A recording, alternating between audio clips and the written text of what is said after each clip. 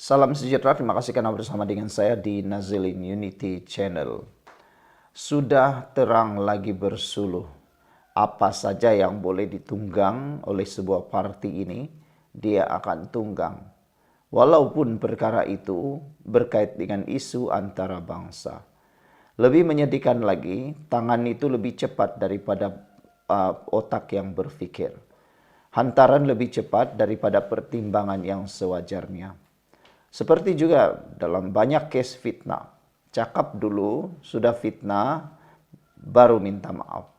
Tapi sebelum masuk ke mahkamah, tiada pun permohonan maaf. Selepas sudah bermula perbicaraan, rasa-rasa boleh kalah, lalu minta maaf. Itulah yang sering terjadi. Kepada beberapa pemimpin daripada pembangkang, khususnya sebuah parti ini. Hari ini, lukisan karikatur monyet, kambing dan biri-biri pas malukan negara menyimpang dari tuntutan Islam. Seorang daripada pemimpin dalam Pakatan Harapan menyelar tindakan menyebarkan karikatur monyet, kambing dan biri-biri itu dalam isu berkait dengan perang antara Thailand dan juga Kamboja. Perbuatan ini betul-betul amat memalukan negara. Dan menjadi persoalan, bagaimana jika negara kita ini dipimpin oleh orang yang bersifat seperti ini? Setiausaha politik kepada Menteri Keuangan Muhammad Kamil Abdul Munim menyifatkan pembangkang lebih rela melihat kegagalan daripada mengiktiraf kejayaan gencatan senjata Thailand Kamboja yang membanggakan negara. Sebelum kita teruskan ulasan kali ini, sila tinggalkan komen Anda dengan tanda pagar "Kami benci kebodohan". Saya perkenalkan dulu kepada Anda semua, ini terapi imun Transfer Factor for Life. Terapi imun yang meningkatkan daya imun badan kita sehingga 400%. Secara umum dan ringkasnya, kita kena penyakit karena daya imun badan kita yang bodoh dan tidak kuat lagi.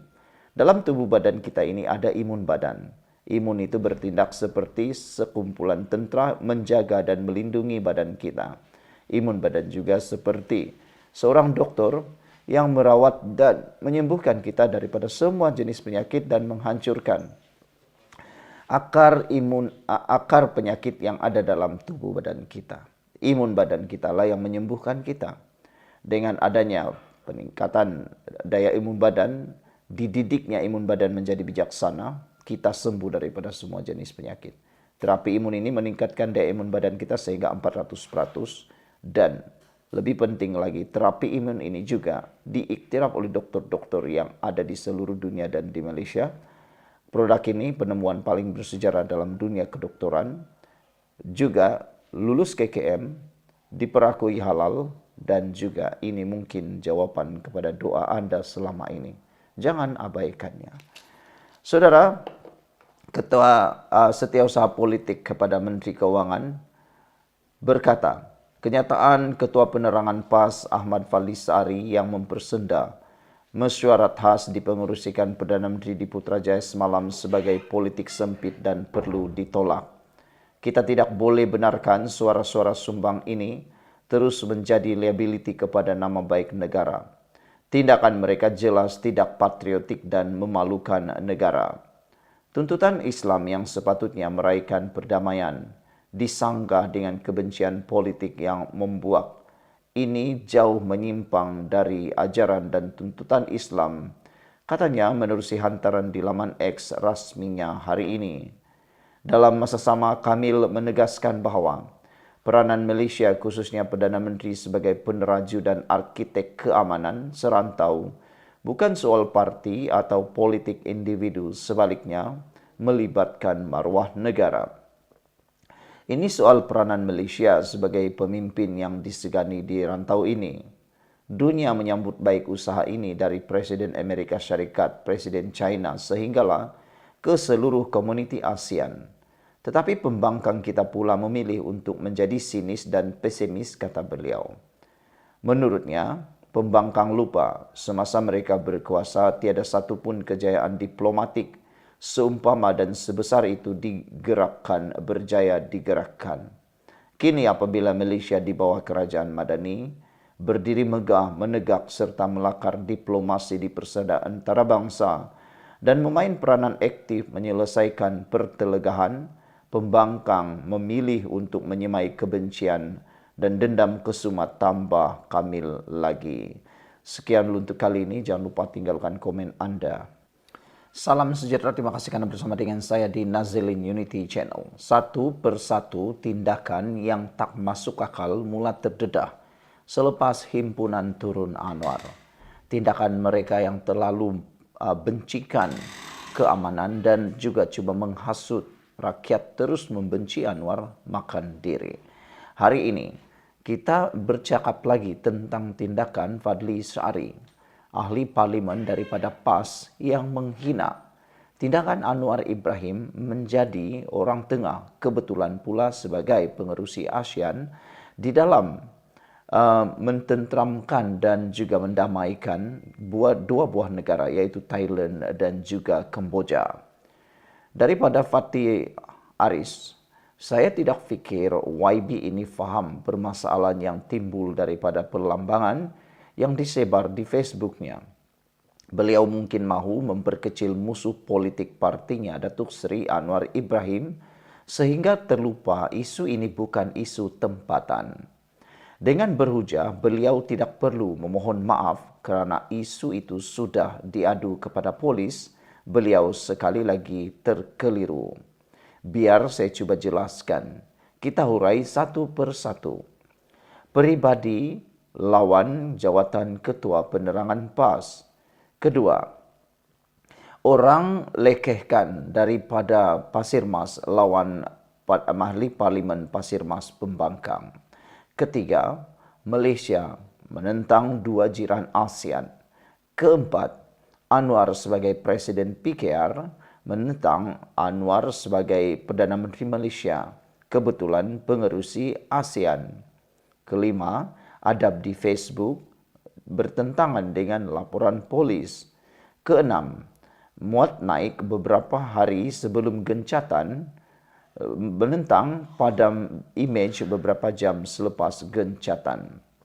Ceritanya mudah, YB. Bayangkan imej 3 haiwan itu tersebar dalam kalangan rakyat, pegawai dan pimpinan politik Thailand dan juga Kamboja. YB pikir mereka akan ketawakan si monyet yang cuba mendamaikan, atau mereka rasa terhina dengan imej kambing dan biri-biri.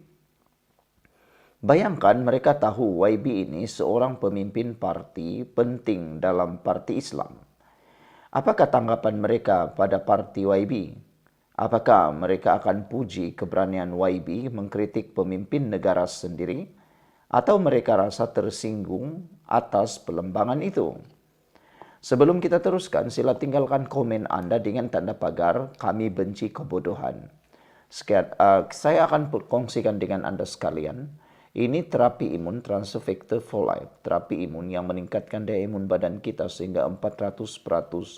Secara umum dan ringkasnya, kita kena penyakit karena daya imun badan kita yang jadi bodoh dan tidak lagi kuat serta tidak bijaksana melawan penyakit daripada dalam tubuh badan kita. Secara umum dan ringkasnya, imun badan kita itu ialah sekumpulan tentera yang menjaga dan melindungi tubuh badan kita. Sekumpulan tentera yang menjaga dan melawan penyakit dalam tubuh badan kita. Ia juga adalah seperti seorang dokter yang merawat penyakit daripada dalam tubuh badan kita, lalu kita sembuh daripada semua jenis penyakit. Tetapi apabila imun badan lemah, kita kena penyakit dan tak sembuh daripada penyakit. Tapi apabila terapi imun transfer factor ini mendidik dan merangsang imun badan kita, kita jadi kuat dan sehat. Dapatkannya melalui nombor telefon yang tertera. Dan ini adalah produk penemuan paling bersejarah dalam dunia kedokteran, dipersetujui dan diakui oleh dokter-dokter di seluruh dunia, halal dan juga lulus KKM. Dapatkannya sekarang, mungkin ini adalah jawaban doa yang Anda doakan selama ini yang dihantar oleh Tuhan. Saudara, kita teruskan ulasan kali ini. YB, tragedi ini konflik bersempadan atau bersenjata di sempadan. Tiada siapa yang gembira dan bertepuk tangan. Ia mendatangkan malapetaka pada rakyat terbanyak dan mereka berharap pemimpin segera berdamai. Perselisihan ini bukan isu perselisihan wayang kulit atau kuda kepang datang dari Indonesia atau Malaysia, atau perang di media sosial, isu nasi goreng berasal dari Singapura ataupun Malaysia. Malah, dalam isu budaya sekecil itu, seseorang ahli parlimen dan pemimpin parti mesti cermat dan sensitif. YB tidak boleh melihat diri sendiri sebagai seorang biasa yang melepak di pasar Pasir Mas. YB mewakili nama baik parti dan mewakili nama baik Parlimen Malaysia. Di atas pertimbangan ini sahaja sudah cukup untuk YB mohon maaf. Lagipun, YB sudah padam coretan Facebook awal malam tadi. Apa makna tarik balik coretan itu tanpa mohon maaf dan penjelasan sewajarnya? Jangan kelirukan permohonan maaf dengan siasatan polis. Siasatan polis satu hal, permohonan maaf satu hal yang lain.